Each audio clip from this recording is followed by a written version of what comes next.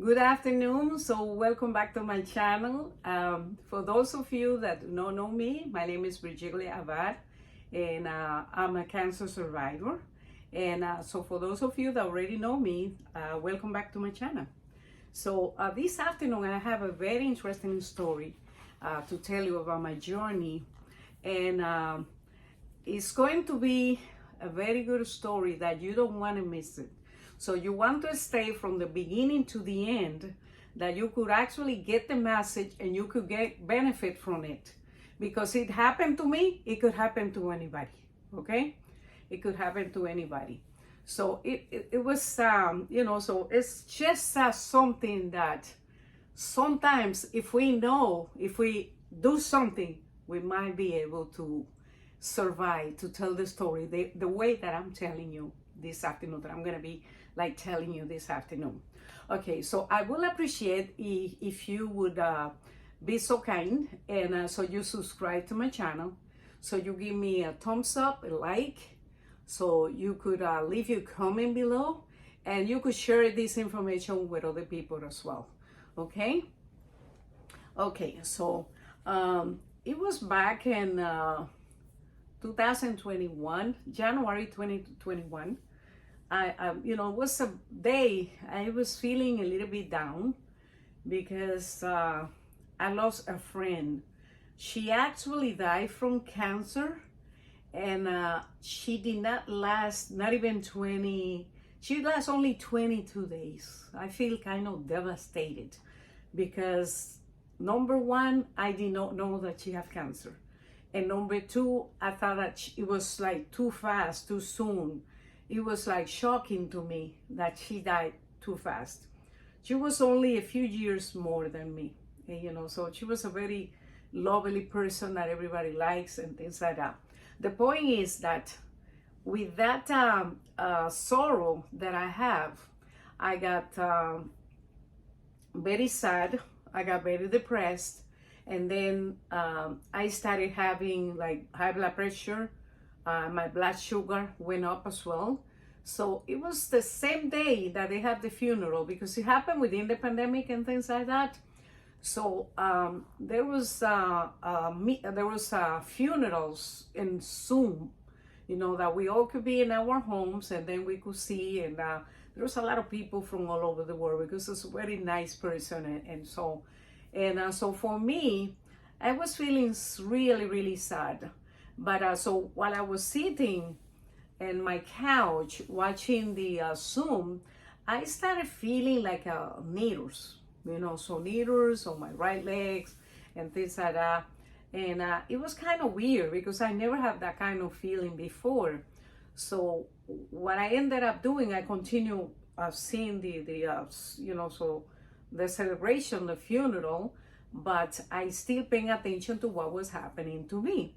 So I decided at the end of the funeral, if I have like high blood pressure or anything like that, then I will follow up with the doctor, because that is not a good idea, especially on me. I'm a very emotional person, and so in fact, I did have a very high blood pressure.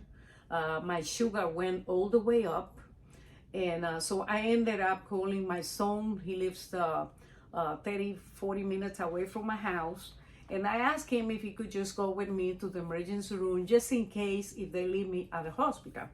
So when I went to the hospital, I checked on me, they took my blood pressure, they registered me in, and so they put me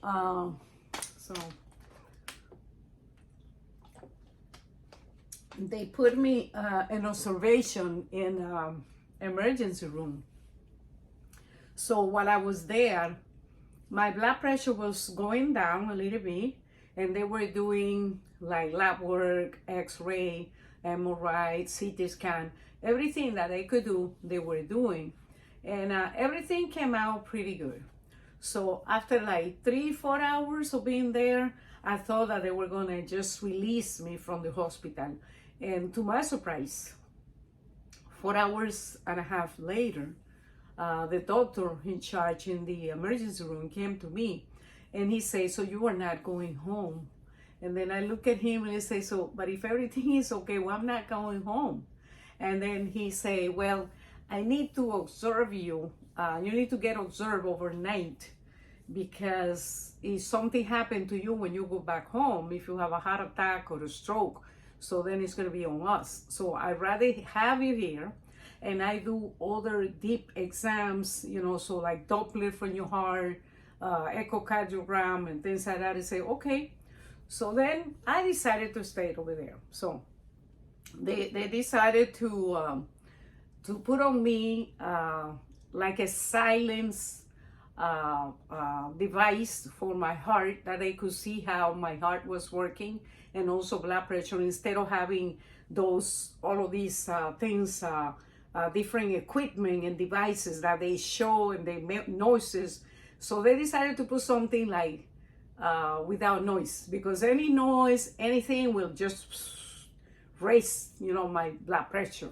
So then the doctor, was very smart, and he said, okay, let me just do it that way. So he instructed the nurses about that and about me. So he said, this is a very sensitive patient, so we're going to treat it that way, and we're going to observe it overnight and things like that. So then by midnight, almost 1 o'clock, so they decided just to put me in a room, in admission. I went to coronary diseases in that area, just for observation. And so while I was there, I asked them to give me some water and things like that. They told me no, the doctor said no water. Then I look at the nurse and say, listen, I drink a lot of water. If you don't give me water, I'm gonna go to the bathroom and drink the water from the tap. So then she decided to go and grab like 4 ounces of water with a couple of cubes of ice, and she gave me that. And she said, make it last. Make it last, mean don't drink it right away, and make sure that you have this until tomorrow. Because, so if they have to do anything, maybe surgery or something, I have no idea. So I did not need to eat or drink anything. So I ended up not having dinner. They didn't give me no dinner. They didn't give me more water either. So then I stayed there. So then in the morning, so there was a nurse that came to me, and she looked at me and she said, well, so we're gonna give you breakfast. We're gonna go ahead and give you breakfast. When they brought me the menu, what they have for the breakfast, they have a bunch of combination for breakfast, like bread, pancake, waffles, and things like that. And pretty much all of the things for breakfast, they were full of carbohydrates and sugar. So I'm pre-diabetic. I went there with a sugar high, 190, 188, and the blood pressure was also high.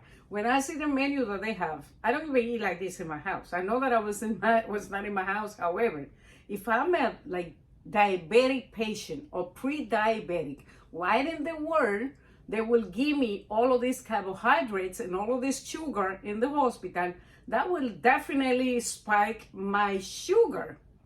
So I say, you know what, doesn't make any sense, because I am pre-diabetic, and if I have this breakfast, I will definitely become diabetic. So I ended up not eating that. I say, no, thank you. Since they saw my reaction, I didn't eat. Next time, for the next meal, for lunchtime, so then in between the lunch and the breakfast, I had to go for other Doppler, echocardiogram, or other, tests on me to make sure that there was nothing else like really serious that could be threatened when I get back home. So, which I appreciate that they did all that. They didn't find nothing, by the way. So next, they come, the nurse, and she showed me for the lunch, and she said, well, I know that you don't like, carbohydrates. So it was great, because then you gave me like some choices, like some fish, the fish and the chicken, and there was some other veggies. So then I was able to eat something, so, but so, so I didn't go there diabetic. I did not want it to become diabetic, because I wasn't taking no pills. And then if I would have eaten that food, So my sugar was going to be all the way up, and I would have ended up with medication that I did not have due to their own food, their own nutrition. So next, when I am like in the evening and the dinner, so I was cautious about that again, so make sure that I have a dinner that was not too high in carbohydrates and sugar. I keep my sugar level within, even after dinner and things like that, after 125 less, 135 sometime, but it was not like diabetic, okay? So now, when this is time to sleep, this is after 3-4 hours after dinner, a nurse came to me and she said, oh, we have to put an injection like on my belly. And I said, what is this for? And she said, well, this injection is for like, because you are staying in the bed for too long. So we want to put that injection that you don't get clothes in your blood clothes and things like that. And well, I didn't know, I just let them do it, right? So then they put the injection, and like 45 minutes, an hour later, I started like shaking on my bed. I was shaking so much that I couldn't even get up to go to the bathroom. I was like, oh no. And then I ring the bell and ask the nurse, and I say, I need some help because, this, I did not have that. I feel like, trembling, and I say, I don't know what I'm getting now. So I thought about Alzheimer, Parkinson, all kind of stuff like that, but I didn't have that, by the way. That was caused by the injection. So then I told the nurse what it was happening to me, and I said, that could be the injection that you guys gave me. She said, oh, that doesn't cause that. And this I said, really? Okay, so leave it like that. I couldn't get up to go to the bathroom. So it was like a few hours later, the same night, then I finally was able to go to the bathroom. But I was like, so like this, I was 60 years old, but I was like maybe like almost like 90 years old, going, because I was afraid that I might fall off right there and they might have to come. Maybe I break a bone or something. Then I took the device that they put for me. It was like a silence blood pressure monitor. And then I took it off and I put it on the bed. And then the nurse came back. Oh, you are taking that out. You're gonna make us to lose our job. And I said, I'm sorry, I didn't know. I need to go to the bathroom, and I'm having a hard time even moving. Okay, so then that's it. So I went and I came back. So because I saw what happened to me with the first injection, the reaction that I got, and how scared I was, next injection that they were gonna put on me was at 5:30 a.m. in the morning. And then I see the long needles. I see the nurse that is coming to me, and she's ready to do, and she opened. And then I look at her and say, you're not doing that on me. I'm sorry. You're not gonna, oh, you could refuse it if you want. I said, you don't understand? I'm refusing it. You're not doing this on me, okay? So I didn't let her put that on me. She ended up putting the needle with the medication on top of the bed, on top of the little table next to the bed. So then I told her, and I said, this, by the way, I need to talk to the doctor that is in charge of my case, because I need to ask that doctor to check for those medications that, that you guys are putting on me. So if these are like mandatory, like you guys say, I need the doctor to adjust the medication, maybe reduce the doses, or so he probably could substitute the doses, So she told me, oh, you're just getting, you see, the pill that we gave you was atorvastatin, that's 40 milligrams. Hello, I didn't have a cholesterol at the level that I have to be taking 40 milligrams. So actually my doctor gave me like 20 milligrams for prevention. Now they're giving me 40. And she also say, oh, the injection, it also help you for the cholesterol. Then I was getting like 80 milligrams. Maybe that's what causes the reaction. I was like, oh no, this, I don't want that. So I thought overnight, how I was there. And I have a friend that he's a doctor, he's a neurologist. He's actually the director of Neurological Center in Ohio. He's like my brother. He's a brother of one of my best neighbors, and they're like my family. So then I ended up calling him. He was in surgery, by the way. When he's in surgery, he said, oh, but Jill is calling from Florida. He picked up the phone, and then I told him, and I said, John, I need your help. I am here in this hospital. I'm in a mission, and these people, they have given me, they put an injection on my belly, and they gave me some pills, and I was like the whole night trembling that I couldn't even get up, I couldn't even go to the restroom, and I was so scared. And right now I don't want to let them do anything on me. So he said, don't let them do anything at all. You gotta tell them to call me, or when somebody come in there, a doctor, you're gonna call me and I'm gonna talk to them, okay? So I said, okay, perfect. So the first doctor that came around like 7:30 a.m. in the morning, so he came and he was talking about the injection and things like that. I said, okay, doctor, I need to call my brother, because he's like my brother, John Marine. He said, I need to call my brother and you're gonna talk to him. Oh, you don't need to call anybody. I said, perfect. Then you're not doing anything on me. All right? Perfect. So then the nurse came back. She took my blood pressure. She also took my blood sugar. Everything was a little high, but not too high, 115, 120, and so forth. But the kind of food that they were giving me in the hospital was like kind of spiking that. Because if you get carbohydrates for the sleeping, what is going to happen? So you're going to have that in the morning. So then, so I say, okay.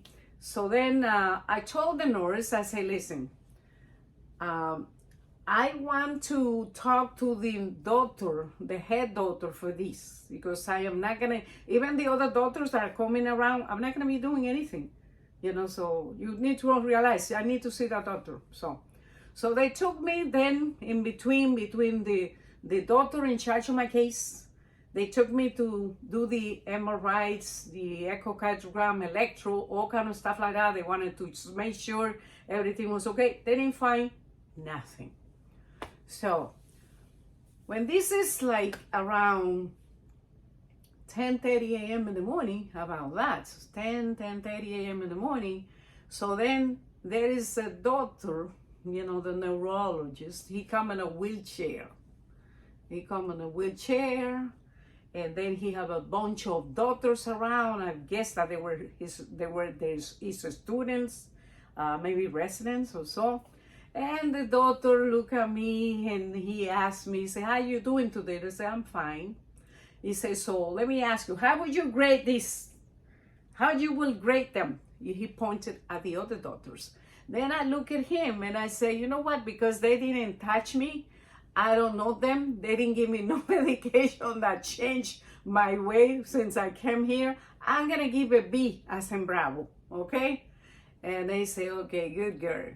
They say, oh, so I'm going to tell you, I have been looking at your records, your charts, and your chart is telling me that you have a very good system. You have everything looks good, your blood count, your immune system seems, everything seems okay. I think that you pretty much has, so you pretty much have emotional, blood pressure, so you have any events that happen? He say, oh, yes, I do have like my sister from my church that she passed within 22 days. He said, well, you need to stay away from those kind of news, because those news, what is going to happen is going to just go up and down for your blood pressure and things like that. But other than that, you are fine. So I think that pretty much you are going to be discharged today. I say, thank you, doctor, because I didn't come here to die. Because I feel that they almost killed me. They almost killed me.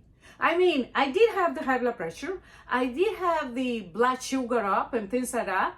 But I wasn't like trembling. I wasn't getting out of, no. All of that started right there.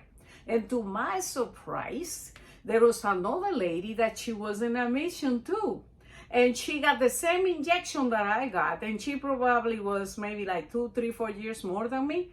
She shut up. She didn't say nothing. She was just letting them put in stuff on him, put in stuff. You know what happened? The poor lady died. Okay? She died. Okay? And thanks God that I was able to talk and I didn't let them do that. Okay? So I decided to tell this story today because some of you might go to the hospital and you need to know that you have a right to accept and refuse. And if you see that your body is reacting in different ways or it's getting you worse, talk to the doctor. Ask them to reduce it or stop it or change it, whatever, do something. Because I feel myself that I didn't get killed because the way I am. Okay? So I hope that you like this story, and so you could subscribe to my channel. You could give me the thumbs up, and so you could share with other people. You will be able to help other friends, family, if you have a husband, if you have a child, whatever, because sometimes they might not be able to talk, but you are able to talk and you are able to see. Okay? All right. So thank you so much. I do appreciate, so that you have keeping up with me, with my channel. Thank you so much. God bless you. And I see you in the next video.